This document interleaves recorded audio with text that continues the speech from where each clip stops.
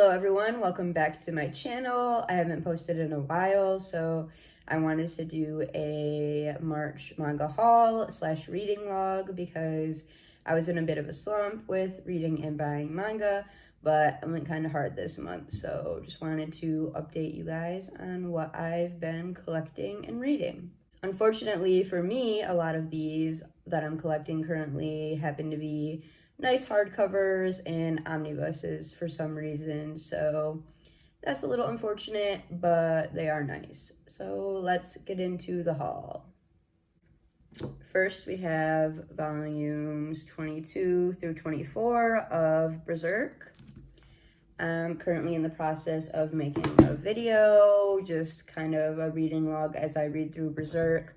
I'm going to separate it into 4 parts. So currently I just read up to volume 10, but I am really enjoying it and I can't wait to collect it all and share my thoughts with you guys. So look forward to that video. Next, we have Oshinoko. I saw this cover everywhere. Anime Man talked about it in a video like a year ago, and it was really big in Japan. Just judging by the cover, I never would have really bought this. Seems just like an idol. I don't know what it seems like, but not really my type. But this is actually a psychological seinen, and it is really, really good, really unique. So highly recommend this. It's different than most things I've read. And I'm really looking forward to the anime and the new manga that will come out. This is actually one of my favorite reads this month. Next is volume 12 of Blood on the Tracks.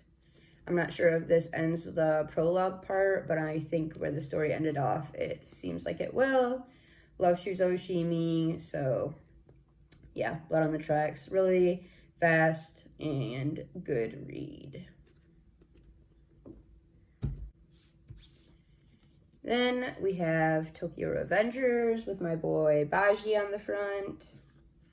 I'm currently watching season 2 of the anime, and I read most of the manga online already before it came out. After season 1 aired, I was just like, needed to know what happened, so I read most of the manga online, but I'm gonna collect these as they go, and yeah, I'm excited to binge them all one day. After that is my next omnibus, and actually I think my second shoujo in my collection, which is number 6. I've never heard of this before. Apparently it's a novel that got adapted into a manga and then an anime. Yeah, shoujo BL is definitely not what I go for, but I heard Prof Otaku talk about it in his stream with Blue Tempest and how it's like a dystopia sci-fi thriller, and that's right up my alley, and I absolutely loved this along with Oshinoko. This was my favorite read this month, and yeah, this was amazing. It really surprised me. There's only gonna be 3 omnibus, so that's really nice. And the second one's already out, so whenever I go my next manga trip, I'm definitely going to buy that. And really looking forward to it.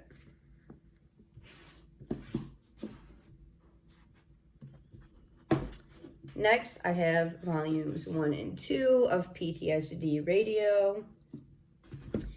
I love the horror genre so much in movies and shows and like typical novels, but I'm going to admit it, I really disliked this series. I dislike Junji Ito and like 99% of the horror manga I got, so sadly I might just be giving up on horror manga. The only ones I've liked are Ibitsu and Drifting Classroom.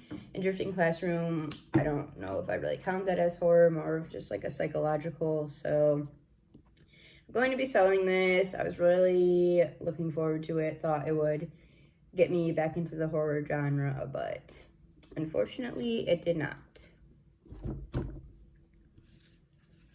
Then we have like one of my favorite shonen personally, which is Twin Star Exorcist, volume 27. The story is coming to an end. This has been good throughout every single volume. It's one of the one I'm most excited to get, and I read it right away. So, yeah, I highly recommend Twin Star Exorcist, especially if you like battle shonen, but I'm someone who is pretty over battle shonen, and I still love this. So,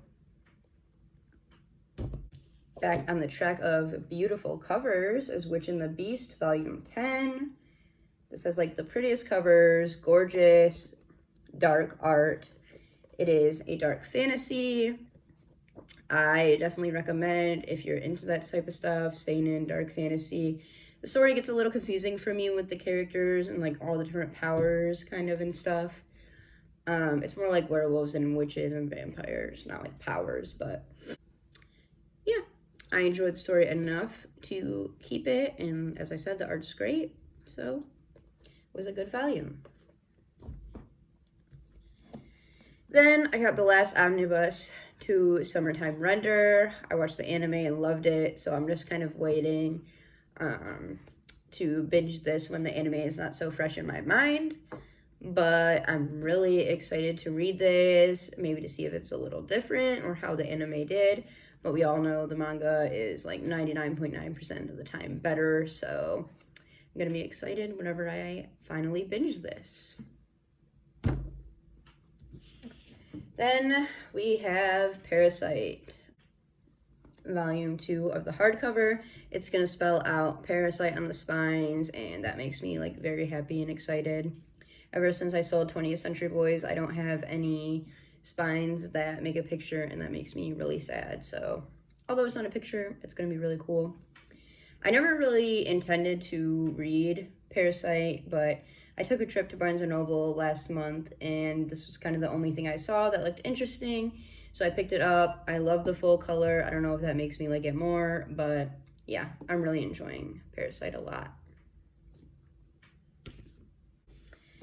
And lastly, we have volumes 6 and 7 of Fist of the North Star. I just read volume 6 today.